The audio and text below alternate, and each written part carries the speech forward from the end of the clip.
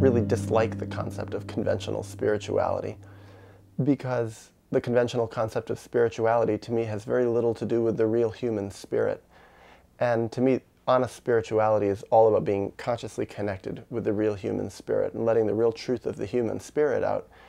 And what I see conventional spirituality as is people who are so split off from their deep, real spirit that they're desperate for something to make them feel good.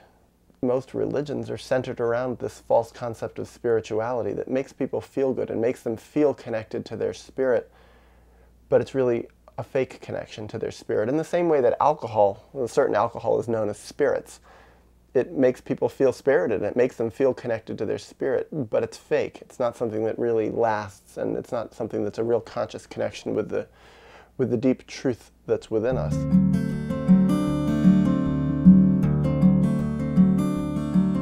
What I find amazing is how many conventionally recognized spiritual leaders, to me, are not spiritual at all.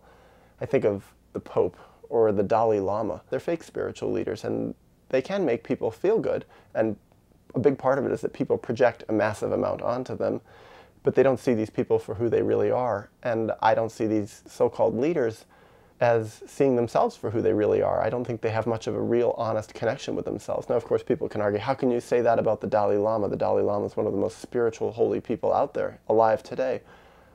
That's not my impression of him, not only by having listened to him speak, watched videos of him, and read his books.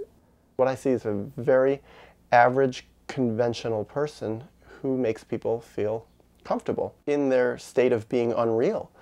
And someone who gets paraded around as a spiritual leader, but he's perfect for the modern world, the unchanging, stuck, miserable, dissociated modern world, to hold up as a spiritual leader because he doesn't really challenge people.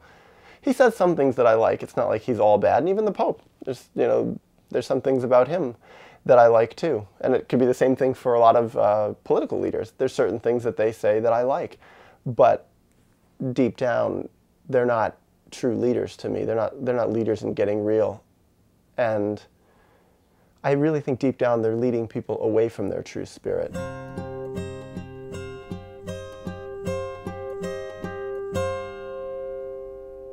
The whole point of my philosophy is to take people into their spirit, to take people into the hell and torment of their past, to try to resolve it. That's what I struggle to do in my own life, with some success.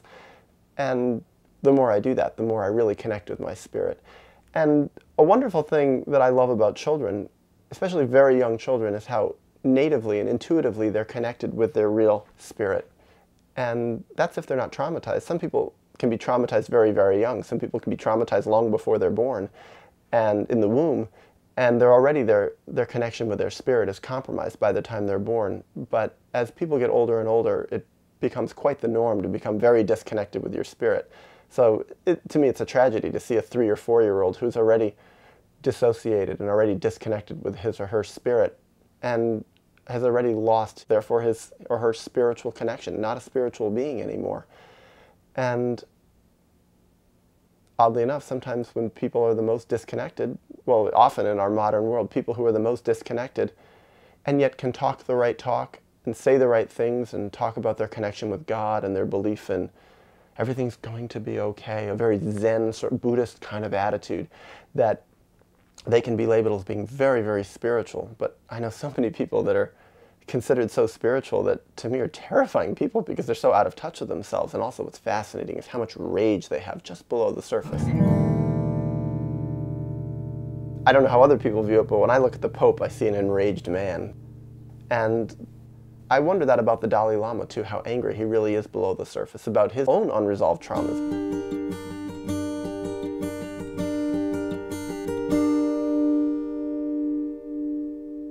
A real spiritual leader in this modern world, in this very, very confused, disturbed modern world, a world where we're in the middle of destroying our planet, a real spiritual leader is going to be speaking against that and is going to feel an obligation to be speaking against that. So when the Pope says, go ahead, keep having children, don't practice birth control except the rhythm method, and when the Dalai Lama says, go ahead, keep having children, it's no problem, I just can't possibly see them as being spiritually connected people, because it's not only unreality to go on saying what people are doing is okay.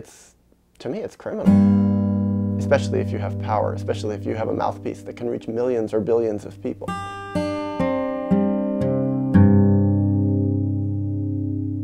The form of spirituality that I espouse, it's self-therapy. It's getting to know yourself. To thine own self be true, and really getting to know not just the falseness about oneself, but the truth of oneself, the truth of who one really is and who we were all meant to be.